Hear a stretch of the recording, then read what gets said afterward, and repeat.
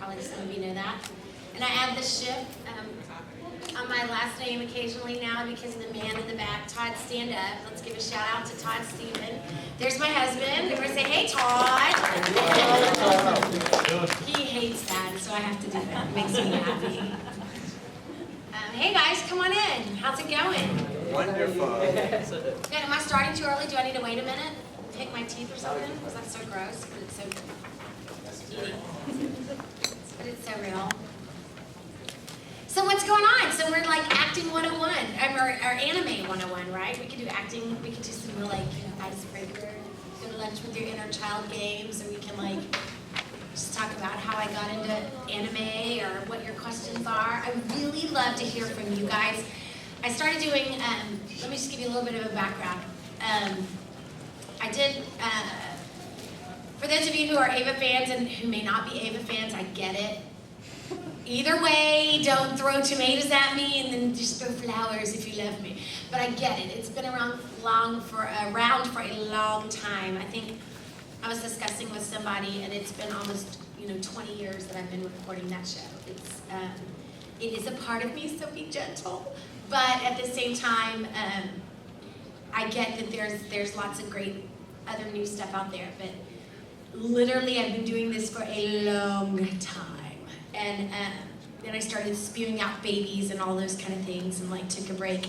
But history of panels and conventions, like I'm so digging this, guys. Like I can't thank you enough for showing up. I was like, what if one person shows up, And that just has not been the case. I went to Anime Detour in April in Minneapolis, Minnesota, don't you know? And I loved it. And so I'm just kind of getting back in the circuit of things, but please know that for every second that I wasn't in the realm of it, that I was grateful for all of you guys who help our jobs stay alive and so forth. And that I'd love to help anybody who ever wants to get into this industry do it. And let me, offer just what I know. So we're talking about anime voiceover 101, but I don't want to be a real nerdy instructor, so why don't y'all kick it off and ask me some questions? Is there anything anybody would like to know straight off the bat? Yes? Like school-wise, did you start off in theater, voice acting, or something completely different and fell into it? Good question. Short answer, no, I did not start off in voice acting, but yes, I started off in acting. And by the way, I'm an ADD person, and proud of it. So if I go around and about and through and under the woods and come back in at grandma's house, that's just how I roll. So bring me back. I'm gonna say yes. No, I did not start off in voiceover acting. Can I bring this closer? But I did start off with a theater degree. In fact, are you ready to follow me? Because it's quite ridiculous, because people laugh at me. I went to 6 colleges and graduated in 5 years. Oh yeah, I'm a rock star.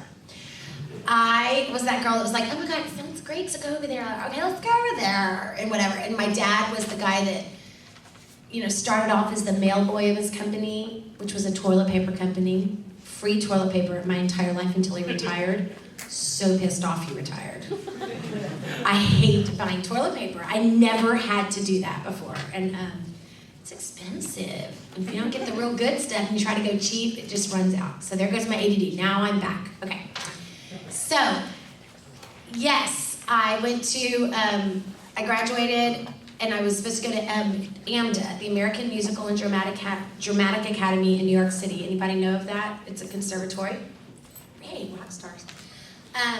Yeah, I went for about 2.3 minutes. And I was petrified. I made up a really long story that I just wasn't, and I remember calling my dad off of 74th and Broadway at 3 in the morning. He was like, bring me home. I just wasn't ready. So I went there originally, and then I went to Lon Morris Junior College in Jacksonville, Texas, East Texas, where your boyfriend's your favorite uncle kind of shit. You know what I mean? Just way backwards East Texas. And then ended up at, I don't even want to go there. Let's just say I went to U of H, Southwest Texas, Lon Morris, babe, help me out, UTSA, San Jack, U of H again. U of H again, and, well, 7 really, and then AMDA. I mean, that was kind of my gig. And you know what? My dad, who was that guy that was like, just get a degree, and I'm like, but Dad, I'm supposed to explore the world and acting and la la la, and he's like, and how are you gonna pay your bills? And I'm like, well, I'm not real sure. That'll come, Dad, And so long story short, no, I didn't. But I was a theater major through and through and never ever changed my major because I am an actor at heart. And I believe 100% that artist in any way, shape, or form is not a choice. It's a passion. It's not a choice. It's in you, it is you, it's through you, and it will be you. And you can walk away from it because it gets old. You know what I mean? Let me look at my phone. Someone's really blowing me up. Hold on. Let me turn it off. It's probably my daughter who's 4 who now learns to call me or tries to Facebook me. No, that's not her. Okay. Let me turn that off because it's totally buggy. Sorry about that. But I will tell you, when I was still in college, my favorite thing was comedy. My dream was SNL, all day, every day, times 12, And I did improv comedy with Amanda Winley. I'm sure some of you have maybe read that somewhere. And she is hilarious. I don't know if any of you have ever gotten the joy to just see her do any anime. And Chris Ayres, yes, everybody. Chris Ayres was actually, here goes my ADD, I don't want to tell, I'll tell you this story first and then go back. He was our director. So I was at University of Houston for the second time, truly about my junior year, and I'm like, Dad, I've got my basics, I took history, and that was cool, but costume history was even better, Dad, and so I was on my way to fulfilling the dream of a degree, and I don't even know where the auditions came up, but it was in Houston, and I went to the auditions and I met this girl who changed my life forever, and her name was Amanda Wynn at the time. And she was like, oh my God, you're so like me. And she's from Houston. Her dad is a major surgeon. I mean, she comes from a medical background. And I'm like, well, my dad sells toilet paper. And that was real impressive. But we hit it off right from the bat, and she said, you've got to come. I mean, it's as simple as how do people get into this? I wish there was some awesome magic code to that, guys. I mean, it really is, if you love what you do behind a microphone, what me as my voice. I was on stage for many, many years, and I was thinner, and I was prettier, and I was younger, right? But it's so great to get to do this when your voice is still who you are, you know what I mean? But she brought me in, and I think Golden Boy was my first show ever, and I was like, what is this? And I was like, I'm not gonna tell people I dub Speed Racer voices. Whatever. Because I watched Speed Racer when I was growing up, eating my bowl of cereal before 2nd and 3rd grade, And I was like, this is crazy sauce. What is this? And the minute I got in the booth, I was like, what? It's just a gift. It was a gift. I'd love to say it was bigger than that. It was more deep, or I went on this journey to find voice acting. No, I met a great, awesome person who's talented and who saw talent in me, and I was grateful for. And I actually, when her and Jason got married, Todd and I were at their wedding, and I was a reader in their wedding. I read some scripture. Wonderful people, but I don't get to see them. I have not seen Amanda in ages, but still have nothing but love for her. Did that answer your question? It was a really long answer. I'm sorry. Okay, but yeah, I didn't study it, but I do believe 100% everything that you do. And this is gonna sound nerdy, guys, because I'll get all heady and mama on you, so forgive me if I do. But everything you do leads to where you're going. So pick up pieces and don't ever believe that what you've done along the path isn't gonna be important to where you end up. I'll say that. Does that make sense? It's real cheesy, but I mean it from the bottom of my heart. Okay, next question. Anybody else? Yes? Where did you meet Amanda Wynn? I met her through, gosh, that's a really hard question just because I'm old. I can't remember if we met really and truly at the auditions of the improv troupe, and it was called There Goes the Neighborhood. and Chris Ayers, who had nothing to do with anime. Like, I started anime way before. I think I bored them really bad. I'm so sorry. Bye. Oh, they look very mad. I'm sorry. Are y'all sorry? Did I say something? Did I offend? Do I smell? That's probably true. Maybe they were to all of you close, I'm sorry. If you smell me. But anyway, I think at the auditions, at the auditions of the improv troupe, and we did improv, gosh, every Saturday night, Friday and Saturday, at this dive bar in downtown Houston. But I will tell you, to this day, the most talented people I've ever worked for are still people that you all know in anime, and who started not in anime at that time. From Houston, and a bunch of your big ADV, old folks, veterans, like me, we're from that group. It's interesting. She wasn't even engaged to Jason Lee at the time. It's crazy. Now I'm really showing my age. Are there questions about the industry, or like how it works, or are you curious as to how it, yes? When you do scenes, do you do it with other voice actors in the room, or do you tape the different parts separately? Excellent question. Absolutely 100% separately. Which is amazing, isn't it? Let me tell you what happens to me. And since I am ADD, and I know y'all talk about it, I think I want to be a new poster child. Not that they'll let me, because I'm crazy sauce that way, but I believe that it is what has made me a great anime actor, because this is what happens. You go into a booth, and you've got your 1 or 2 sound engineers usually, right? And they got the big old, I was just excited to see, I used to call it the We Are the World. Like, I'm that old where they were like, we are the world. And remember they had the big old, and it's a spit screen. I was like, oh, I am official. I got a spit screen. Like, I was so excited. And I'm like, this is rock star status. And so you go in and you're reading, at that time, it was an absolute paper script. I mean, now, thank goodness, we're all earth conscious and we have no scripts on paper.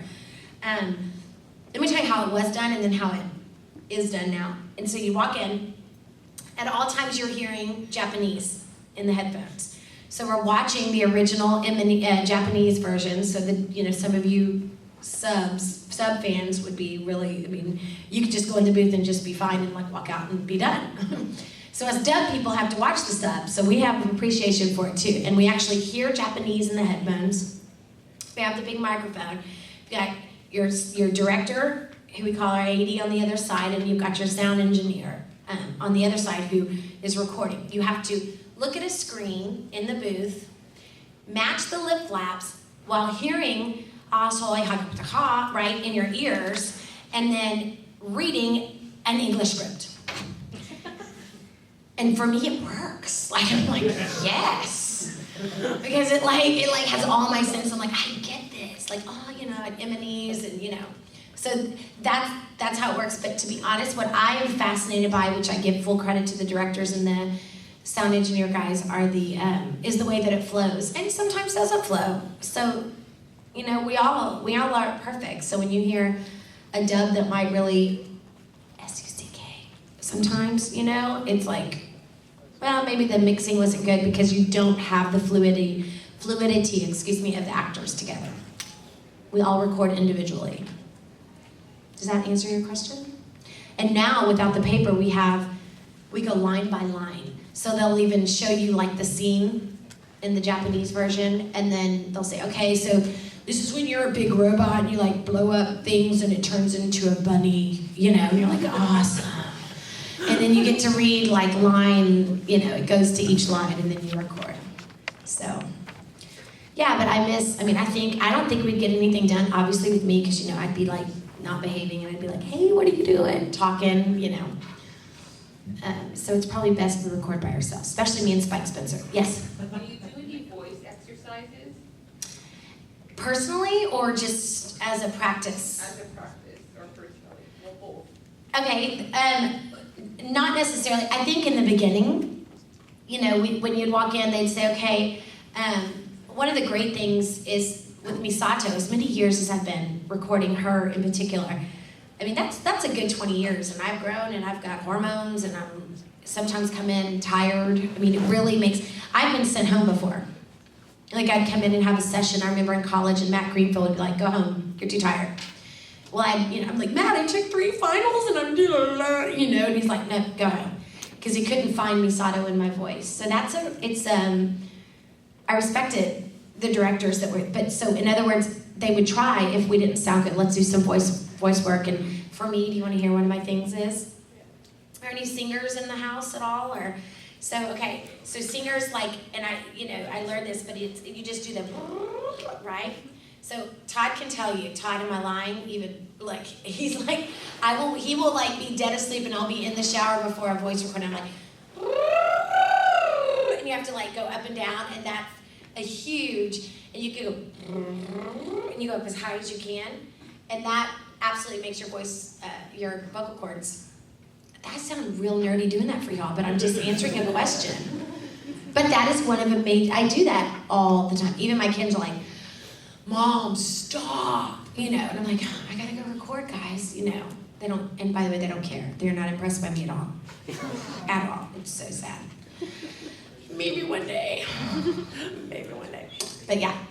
So I guess, but I think they're very strict, especially with the shows that they know the fans know their stuff. We want to give the best of the best. But I was just telling some people that I signed autographs for, one of the toughest shows I ever did was Dot Hack, Legend of the Twilight Bracelet.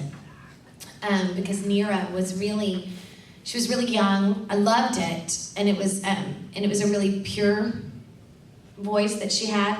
But I remember I had to fly to Los Angeles and record that within 18 hours, but it was in a maximum of like 2.5 days.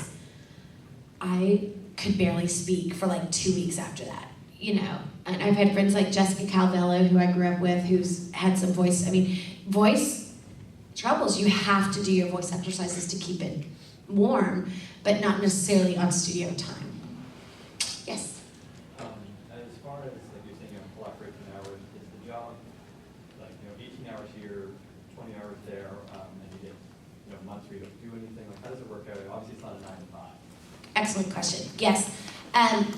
Because I kind of fell off the face of the earth, like, I don't record as much as your Carly Mosier's, your Greg Ayers.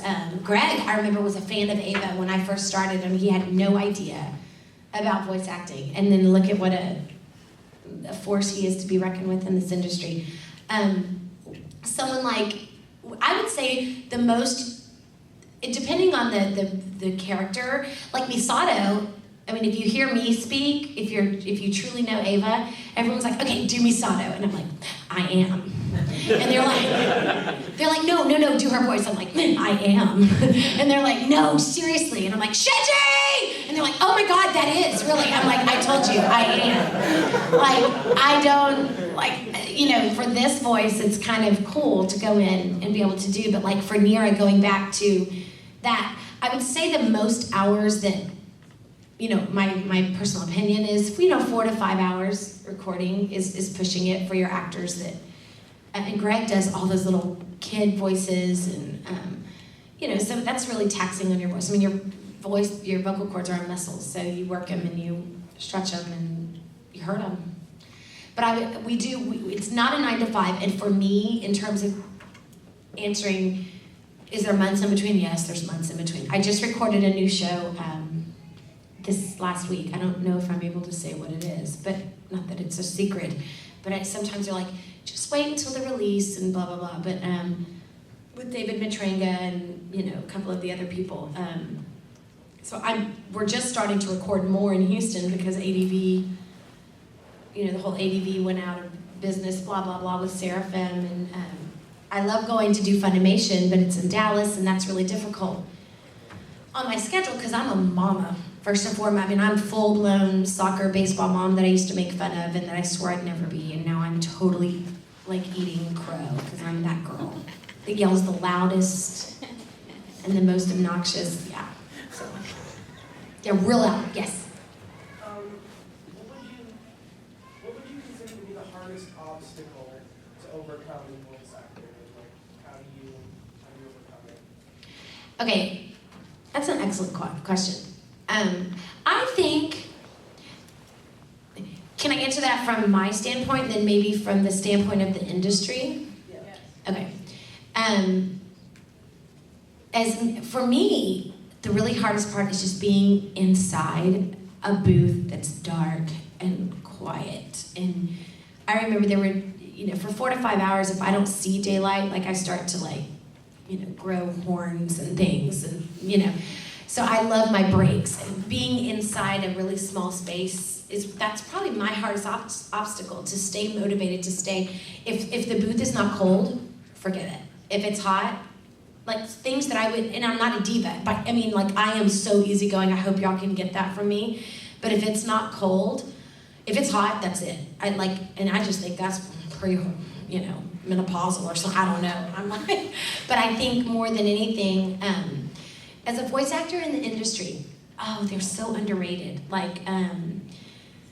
And yet, when the big strike went on with SAG, I don't even know if any of you are young enough old enough to be aware of when that happened. That was really, really tough. I think it was in 2000, 2001, 2002 era.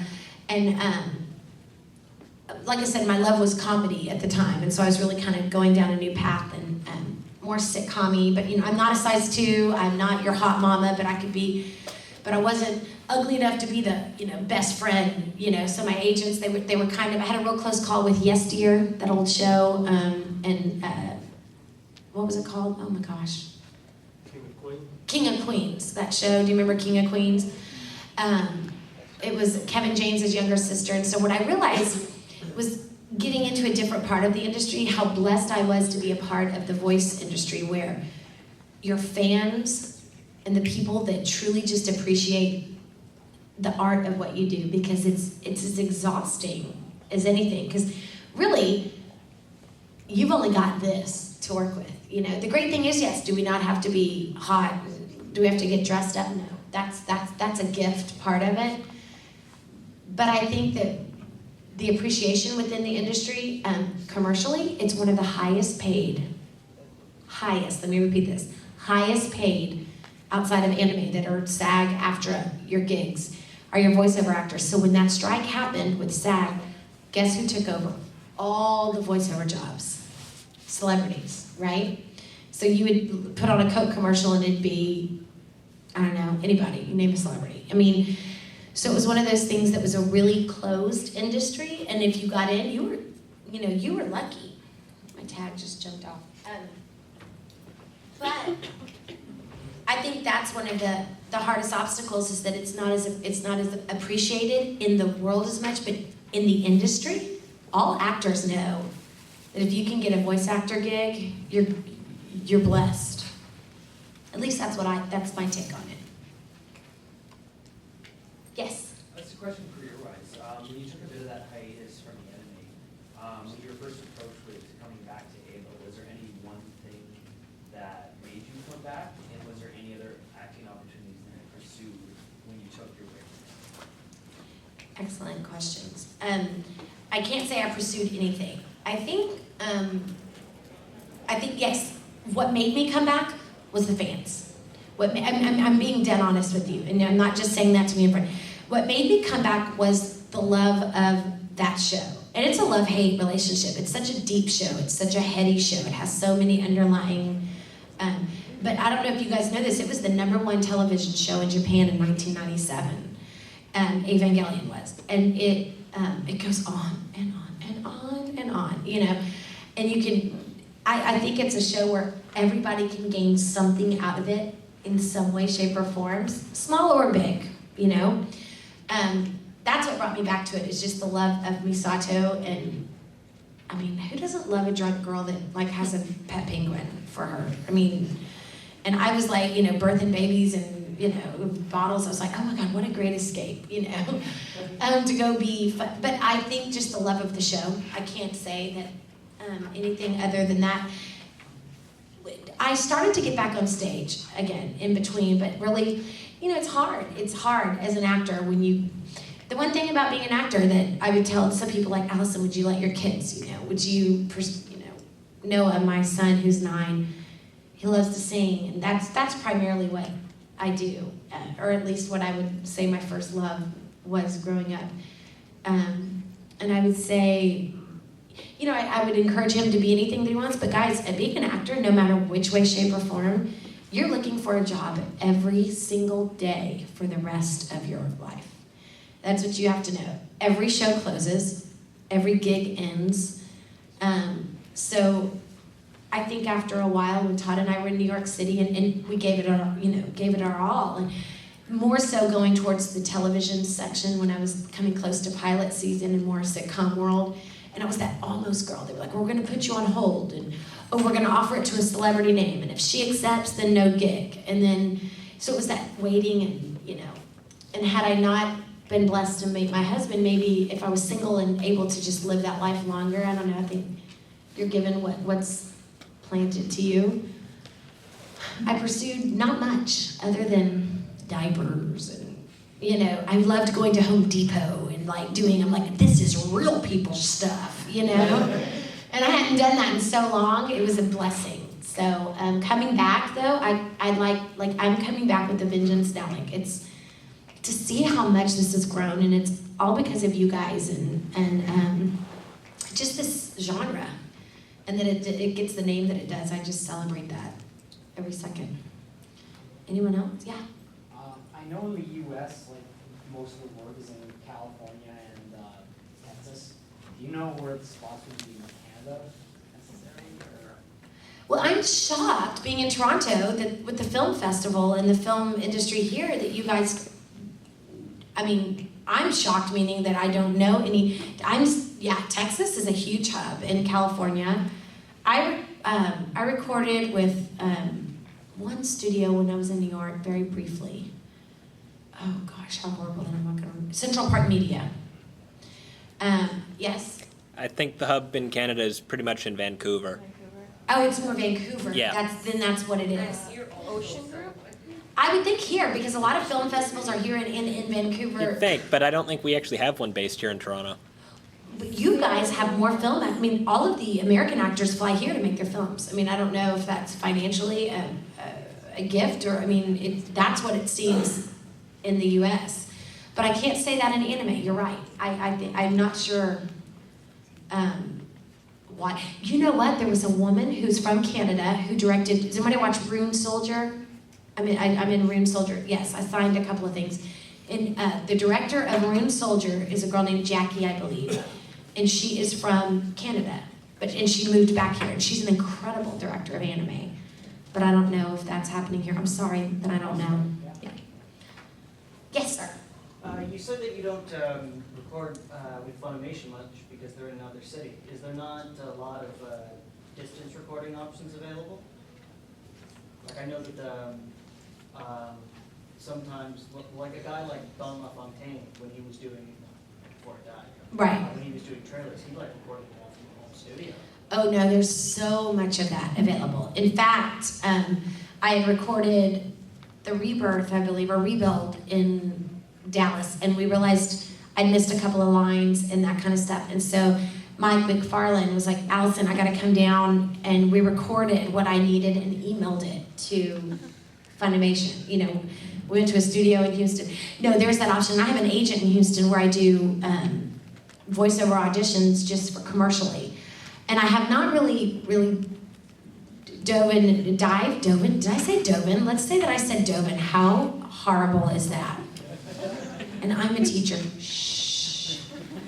I'm real tired. I dove into, I haven't really, whatever. I haven't even jumped real hard into commercial voiceover, but they all our auditions, when my agent will call, they'll say, Allison, hey, we have an audition for, I don't know, Apple computers. It's a 30-minute second, here's the side. So they'll email the script to me, and they'll say, okay, so all you have to do now, and I've heard now there's an app on the iPhone where you just record into your phone, where I'm like one step away from. Because basically in your auditions, why they're not doing it so much in shows, to answer your question clearly, is that they have to really, there can't be sound pops. Like if I go, paper. They have to redo it. It has to be paper. You hear the difference? It's not that I'm saying it any louder, it's if you get lazy, you hear the pop.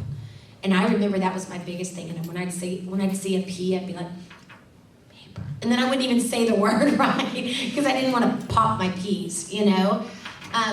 So for things like that, they can't fix over the, you know, so I don't know if that's maybe one of the reasons. But audition-wise, the client just needs to be able to hear what you can do as a voice actor for their product or whatnot. Does that answer your question? Okay, so I don't think it's that way for anime because of the quality control, which is a good thing. I think y'all would agree, maybe. What else? Yes? Have you actually ever done any foreign accents in any of your acting or voice acting roles? And if you have, how do you usually prepare for those sort of things? I haven't, personally. Like Tiffany with her German accent with Oscar, and you know, that is where I would say the training.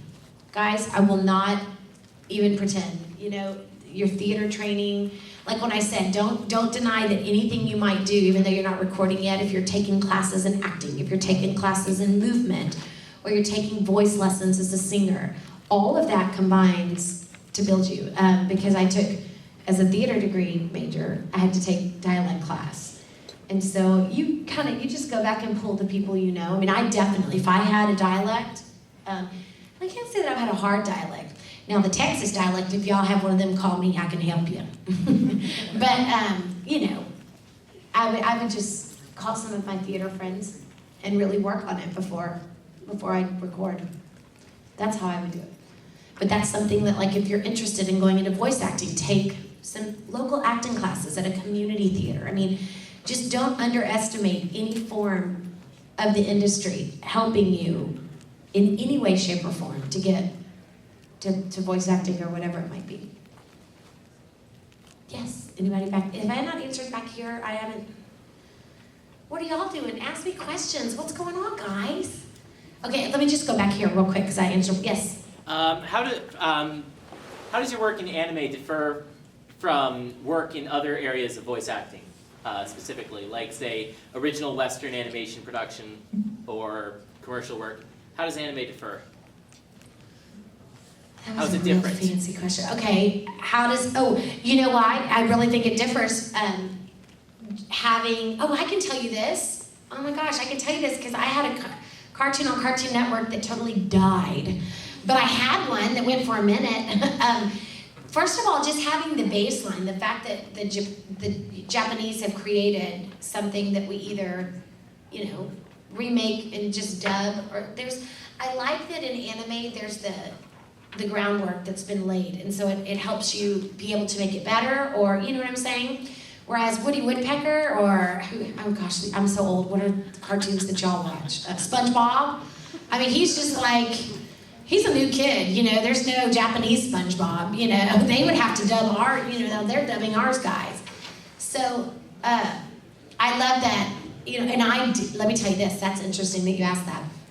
So in 2000, I was living in New York, and I was like, okay, I'm gonna be an actor, and it's gonna be all about me, and I'll be like Broadway star, and I was like, yes, would you like some more breadsticks? I mean, like, that was my life. And I'll never forget, I had worked a double shift, and they were having auditions for a cartoon called Nikki. And they needed it was about a 12-year-old little tomboy girl from New York City, and her best friend was this little Asian kid that she just kind of beat up and drug around with her. I mean, it was really, and it was the creators of Blue's Clues. So they were trying to make a new show that was for like junior high kids age, which is that angst, and you know, gosh, we've all been there. I mean, nobody knows who you are, and then you just want to hate everybody and love everybody, you know, all that at the same time. And so I loved it, and I'm like, okay, this is whatever. Well, there were I will never forget, I was number 366 was my number, but there were 644 people auditioning that morning. It was an open call in Lower East Side of Manhattan. I was sitting on a stairwell, and I had just worked a double shift the day before. I was so tired. I was like, and I moved here to do this for what? You know? and I had only done, I had started doing Ava, but, at that point, few true fans knew who, but this director didn't know or care. And so anyway, I was like, I'm just gonna pull this voice right out of my bootay. And her name was Nikki, and I will never forget the line was, "Squirrels never die." What was it, Todd? Squirrels never die, they're just these beings that, oh my God, I can't believe I can't remember the whole word. And I was like, I'm gonna give her a lisp. She was just like, kind of looked like a Pippi Longstocking on crack. Like, she looked horrible. I mean, she had red hair, and all they did was give you this kind of like drawing of her. And I was like, she probably has a lisp, and she talks with one eye closed, But you just gotta go with whatever. That's the great thing about a voice actor. You can take from a picture whatever your crazy mind or your quiet mind. I mean, I love Ray, right? Ray's like, she whispers. She says 2 words, but yet she says so much, right? Ray, right? I mean, like for Amanda, and for that to be Amanda, and then we saw this, she's like, whatever, let's cross the mirror today, like whatever, yes I can, like, I'm getting in my car, she's just all over the place. Well, this little girl, I will never forget, long story short, I booked the actual lead role of Nikki by truly just seeing what I saw. And they were like, yes. And I hadn't realized they'd had the entire cast of like 12 cast for 2 months, and they had been to LA, New York. So I had to get an agent. It was an exciting thing. You're gonna be on Cartoon Network and blah, blah, blah, blah. And I'm like, this is it. Like this. I've come into the commercial world of voiceover. Yeah, that lasted for about 5 minutes. So, but it took, the difference is it took 9 months to animate a 12-minute pilot. It was a 10-minute pilot, but you had to record 12 minutes of sound due to the commercial time. It was a whole different ballgame. And it took 9 months and 3 animators over 24 hours. They would animate for 9 months. And then it aired as, remember on Cartoon Network, do they still have Cartoon of the Day if they're gonna like introduce a new animation? It was when Johnny Bravo was on there, and like Ed and Eddie was just coming out. This is a long time ago, guys. I'm totally old, just bear with me. And I remember you would see Nikki every night at 7:00 p.m. And you would just see the 10-minute pilot. And then they were like, after it aired, and they did a market testing in Hackensack, New Jersey, and they were like, they hated it. I was like, oh, okay. And they're like, it's over. But it was just this long month worth of, oh my gosh. So I think that's where it's different when it's union, because, Japanese anime is non-union here in the States. And you have, or depending on if it's live action. It's a really hard question to answer in one breath. I know I'm answering it in like 85 different ways, but it differs a lot because there's already groundwork, let me say that. Otherwise, you're making it up literally from the ground up. All right, thank you. Yes? I have a question with respect, actually it's 2 questions. One is coping with rejection. How do you have any particular skills that you use to pick yourself up after you get a no? Wine. No, I'm totally joking. I'm totally, but not so much joking. And when you're doing a voice, like you said for Nikki, you just went with whatever you thought. Is it better, in your experience, to just go wild with the voice, or do you try oh no. do you use your brain, or you just do art and just whatever? Oh no, I'll be, as crazy as I am, and I hope y'all know that this is who I am, is for, no, do I think it's in there and you're like, hi, I'm Nikki, I'm gonna be, no, that's not at all. Because that's where I think some of us will go wrong. Not that you're not talented, but if you're so excited and you get carried away with it, you'd rather go a little bit bigger so they can dumb you down rather than you'd go in and be like a rave, everybody went in and recorded like this. Yeah, you're not gonna get a gig, you know what I mean? But there's a happy medium, and we all know that happy medium. It's kind of just the way you behave in public, but I think given the drawing of Nikki gave me the idea. I think I definitely have to see it. So if that helps you answer, like you don't just go up, and when I say I pulled it out of my butt, yeah, I did, but I got to see, And you know who I auditioned for way back when was Kim Possible. Isn't that crazy? Kim Possible. And you know what's crazy is when you look at Kim Possible, and my agent had sent me out to LA, it was when I had a real close gig with, or close call with Mad TV back in the day. Mad TV courted me for a little bit. It was real close. And, but of course, flew me out there, and it's just, you have to, that's part of the rejection, guys. The statistics are, you have 100 auditions, you get 10 callbacks, and you book 1 job. Those are the statistics, and I can live to tell you that's true. It's a reality.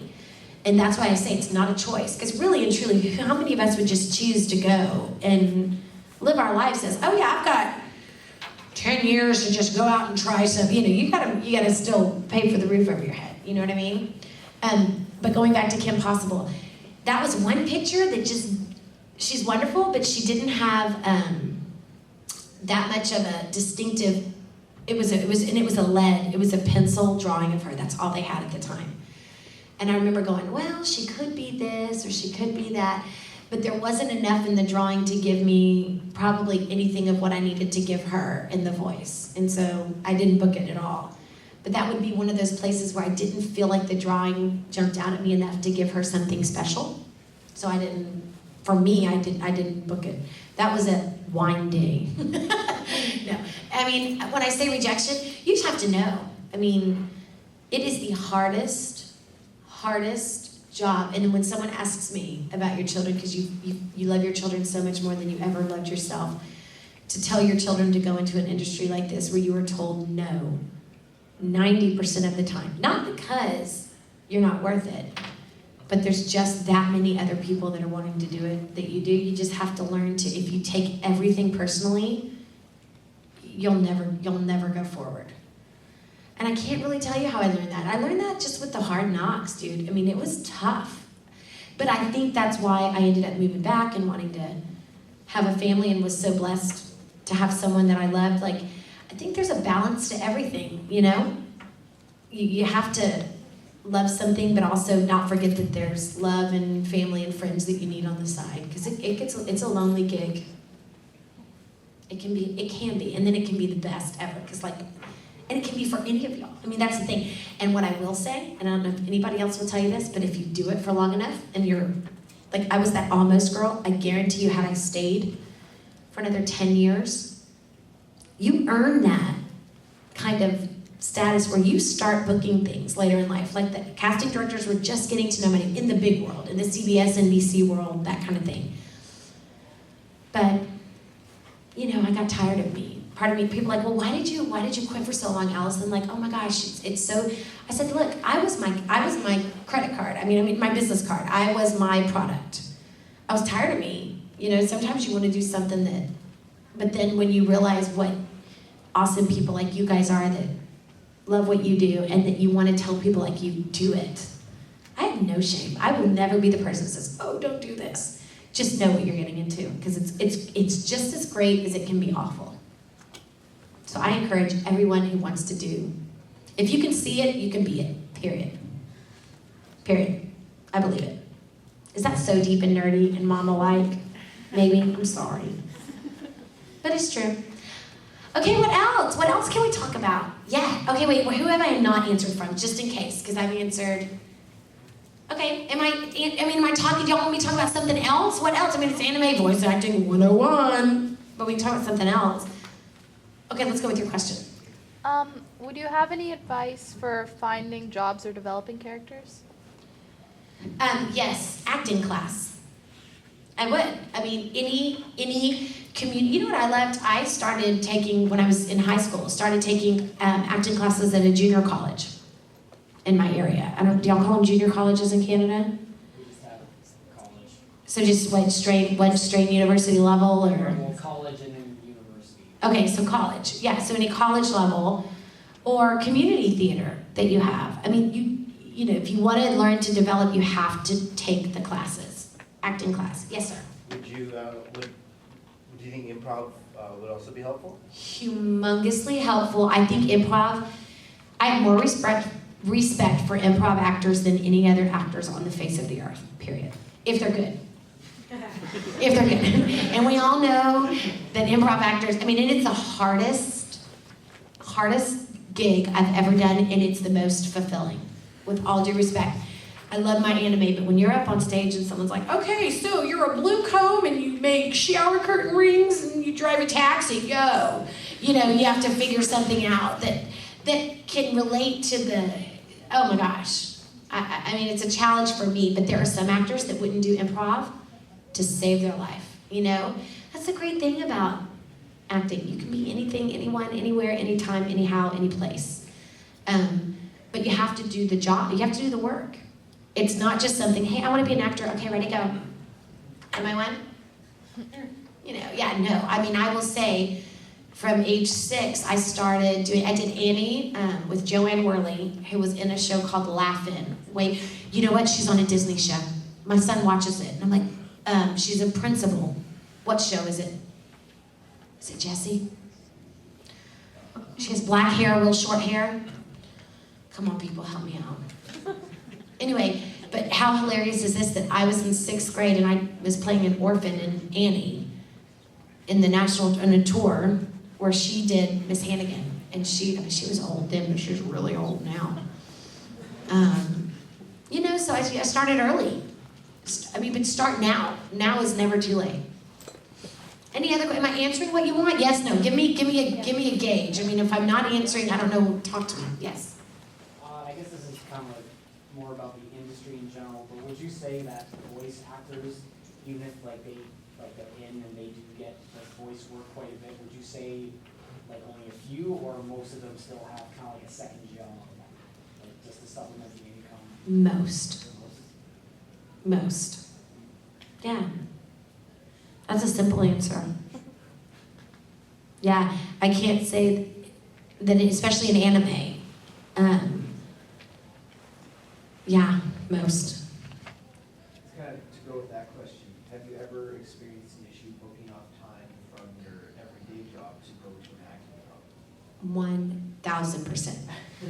In fact, acting is that love-hate relationship, because when I would be in a show or a gig in New York, I was lucky. 3 out of the 5 years of being in New York City, I made a living as an actor.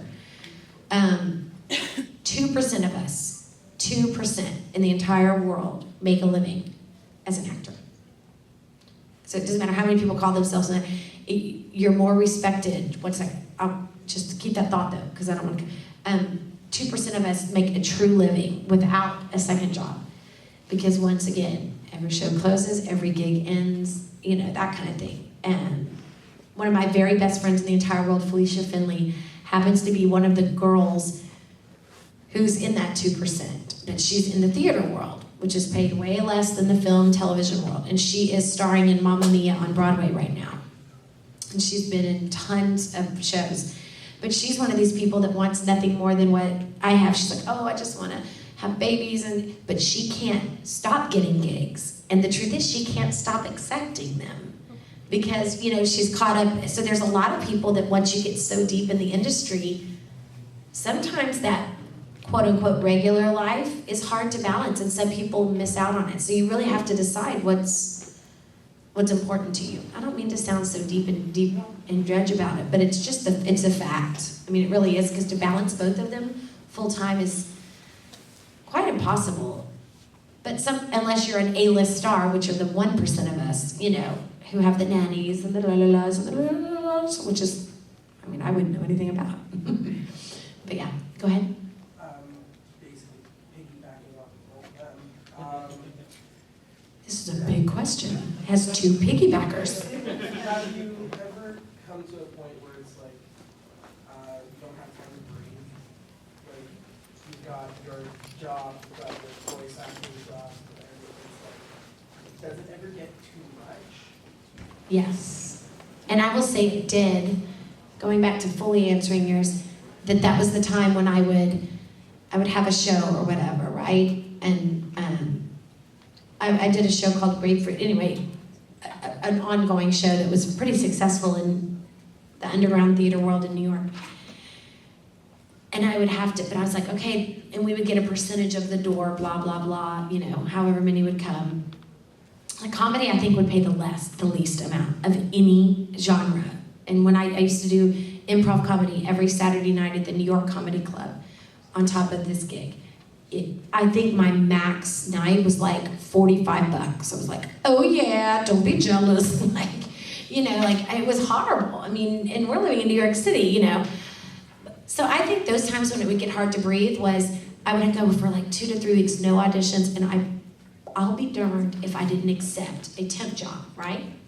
I'd be like, okay, fine, I'll take that receptionist job or just like, you know, enter data, which is not bad. It just, I would accept the job because we had to have the money. I swear to you, every single time, the next day, the phone would ring. Allison, hey, you have an audition for da-da-da. I'm like, arr. So the point was when you breathe, like where it just became too much. Well, I can't really call this guy that because the temp agency was the temp agency. And the same lady, I'd go, oh my gosh, Susan, or whatever, like, I got another audition. Well, she's like, you know what, honey? So does everybody else in this town. What the hell? You know, like really? Because it is, until you are established as somebody, it's a fight just to do what you want to do.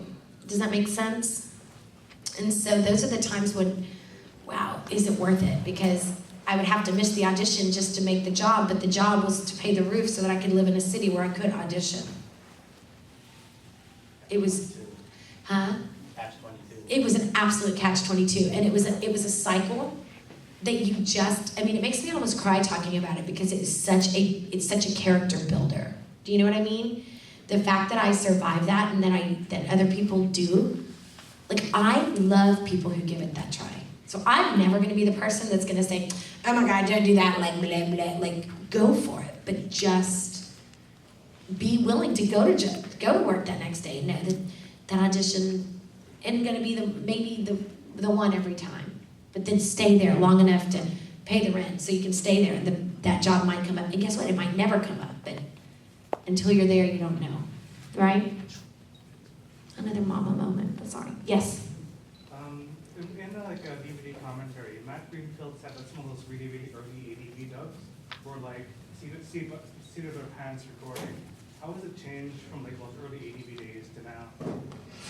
That's a very good question. I think it was the seat of our pants recording because we were so comfortable. We lived the show. There was so many, such a small group of actors that recorded with ADV in the very beginning. Now, I can't say, okay, how am I gonna say this? Let me say this, let me think. For myself, I think I've hit that point. I think I can say this without sounding weird.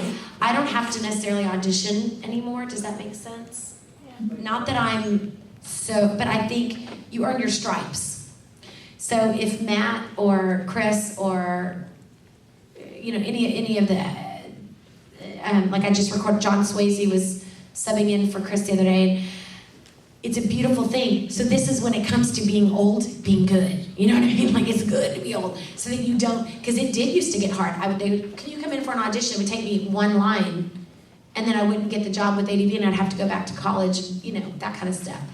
So it's fly by the seat of the pants for some people, but it's not, there's a huge group of actors. ADV has grown, I mean, Funimation is humongous. The amount of actors that now do anime, I wouldn't even know what to compare. I wouldn't even know what to say. It's quadruple thousand what it was when I started. So it's not fly by the seat. Yes. Like, I know you're talking about typecasting.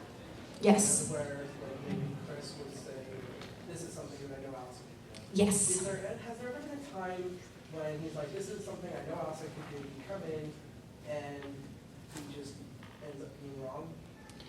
Oh, I think there's probably a lot of that time. I think he cast me in the Book of Bantoro. Is it Book of Bantoro? Is that new one coming out? And he was like, I really don't know that you're right for this, but I just wanted to see you. And of course, I think now I've earned the trust of the directors to say, hey, Allison can try. But I will say, when I was gone for that hiatus, I was gone. Like I was like, I'm not doing anything, you know. So now that they brought me back, what I appreciate most is that they trusted with wisdom and have done doing it for so long. That hasn't happened to me per se. I'm not gonna say it's not gonna happen because anything can, but what he is doing instead of it going wrong is he's trusting me with characters that he might not think I can do. So it's kind of the opposite. He may say, I don't know if Allison can do this, let's bring her in and see. And so, yes. Actually, a quick question. When you auditioned for Book of Bantora, actually, which character did you audition for? I didn't audition. He just kind of brought me in. He just said, but who am I? I knew you were gonna ask me that. Do you know what? I know. I remember. It's her name, oh my gosh, if y'all said it. Who? What? It's Aya. It's Aya. Am I right? That's it, right? A-I-Y-A, I think. But I played a couple of different characters in it, because my character dies, I think, in that, or something pretty early. I'm so sorry, because that just happened a couple of months ago, and a lot has happened. I'm in the process of moving right now. Like, when I get home, my kids start school the next day, and then we move into an apartment, and we're building a house for 8 months. So I don't really, and I started teaching again this year, so I went back to work. So I got a lot on my plate. Do y'all feel sorry for me a little bit? Yeah. Yes, no? Okay, good. I am. Oh, thank you. Okay, anybody else? And what time is it? What are we doing? What are we looking like? 5 minutes? Awesome. Is there anything we want to say, talk about, do whatever? Yes. I don't know if this has been asked already, but do you know when the third rebuild Evangelion is coming out? Okay, yes, that's been asked me. And do you know, I have no idea. And I'm being dead honest with you. Yes. Okay, just a question for Smack Fats and Levity. Do you have any funny stories from being in the movie? Yes, but is it appropriate? Did I see a younger child? Oh, she's sweet. Yes, young in there. Okay, I don't want to. There's some. I might like to say a couple of curse words a lot in the booth. I might be a little bit of a potty mouth, and I'll say the word starts with an A and only has 2 letters after it. Like, if I know I'm going to mess up a line, the funniest part is and they have so many lines of it, I'll keep recording it. I'm like, and you know what I'm going to say. And I just add it like it's in the line at all time. And it won't be until I drop that last bad word that the sound, oh, come on, Allison, I'm sorry, I messed up the line, you didn't see, and then I'll just have to record. So, I mean, that's funny. There's been so many things that have been, gosh, I don't even really know where to begin. I used to have to sing the theme song of Blue Seed. Was it Blue Seed? Did anybody watch Blue Seed? Nobody watches Blue Seed. That's so old. Sakura Yamazaki, she was this wild, like, Ghostbuster. She was so rockin'. I loved her. Nobody else did, I guess. But I really like. Yeah, I mean, it's an old show. Jason Lee is in it. Gosh, I'm talking old. But it's called Blue Seed if you guys ever want to look up a real old school anime. And we had a blast with that. I remember, I don't know why, but we fooled around and laughed. And there's a lot of really good tracks. And then Vic Mignon and I did a, what do you call it, like a commentary in the booth where he sat in the other booth and I said, oh my gosh. And it was on Full Metal Panic and how we argued in the show, and then we started arguing in real life, and it was fun. I mean, he's crazy sauce and I'm crazy sauce, and we just had a really good time doing that. So just go with your gut and go for it. I mean, I love it. I think it's such a gift to do. Yes, ma'am. Oh, did you have a question? Yes, yeah. How much would an anime dub job pay? Well, that's kind of confidential, but you can but look it up. I mean, we're not allowed to really kind of talk about that, but it's decent money, but it depends on your state also. It depends on where you are, the role, the type of how many hours. So they book you by how many lines you have. So, they'll say, oh, this one has, 120 lines or whatever. So you're booked by hours. I mean, it's still an hourly rate. But if I could divulge that, I would. But yeah, I'm sorry. Yeah, go ahead. More about another lighthearted question. Mm-hmm. Have any of your students ever recognized your voice? Okay, so this is my fun story. Okay, ready? This just happened today. No, my students, nobody cares. It's so annoying. Like, everybody in my real life is like, you're so not a big deal. And I'm like, I don't think I'm a big deal either, but there are some people out there that like what I do, and they think what I do is a big deal. They're like, whatever, Miss Keith, like, just sit down. Like, when is my project due? I'm like, oh my God, you know. So this is the deal. Noah, my son, who I talk about a lot, Noah, and Riley is my 4-year-old.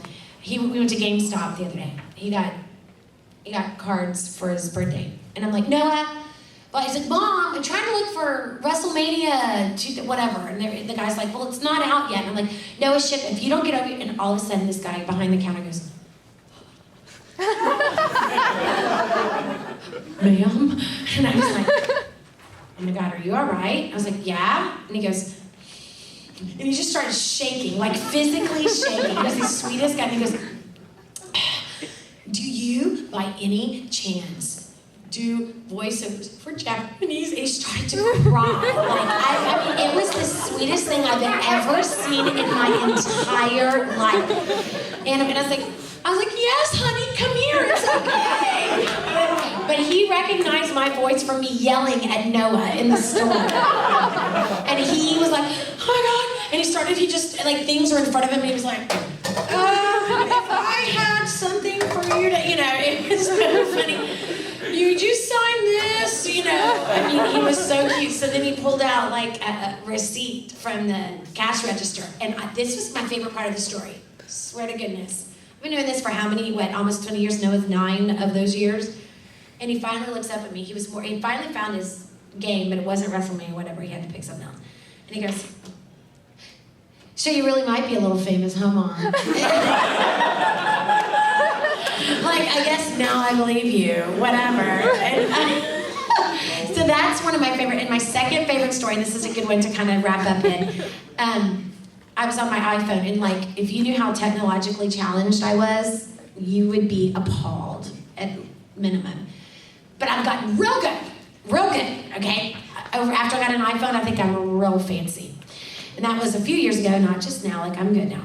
But I couldn't figure out like how to do anything, much less turn it on, so I was always on the phone. And so you know how if you call an iPhone or Apple, they're like, hi, so-and-so, can I get your first name? And I said, hey, it's Allison. And I was like, okay, Allison, and he said, what's going on? I said, oh my gosh, I don't know, my phone's just like blah, blah, blah. And literally, I hadn't said 3 words. And mind you, I'd been on hold for already a good 10 minutes. And you know, that's just annoying. I mean, not that they can help it, but I had to get, like, help me out, buddy. And he goes, ma'am, can you hold on for a minute? I'm like, oh my God, yeah. Like, the other 10 minutes I've been doing it, no problem, whatever. And then you know, the music in the background for, like, I promise you, another 5 minutes. I'm not sure what kept me on the phone, because I'm not real patient with that kind of stuff, so I was like, maybe I could just figure it out on myself, but I didn't hang up. Finally comes back on, he goes, I'm sorry, ma'am. At the risk of sounding totally unprofessional, can I also put you on speakerphone? I went, okay, you're for sounding unprofessional, you're gonna put me on speakerphone? He goes, well, no, and I have a few other things to be unprofessional about. And I said, what? And he goes, I might lose my job, but is your last name possibly Keith? And I went, oh my God! And all of a sudden you hear all these guys in the background going, oh, yeah, yeah. And I'm like, and he has me on speakerphone. He goes, oh my God. He goes, hi, my name's Mike from Minnesota. And I'm like, I'm your biggest fan. And they're like, so are we. They had just been watching Ava during their lunch. And it was in Minnesota. And over the iPhone, he recognized my voice. So those are my 2 awesome, blossom, beautiful, thanks to everyone here that watches what I do, so I get to do what I do. And it's a gift. So yes. Have you ever had any weird stalker moments from your fans and stuff? Yes, but we're not going to talk about those because I want those to end. Yes, no, that is true. But hey, maybe next panel I'll talk about that. But for this, they're giving me the close sign. But can I just say thank you so much for all of you coming, and thank you for being a fan. And if you can see it, you can be it. Go out there and do it. All right?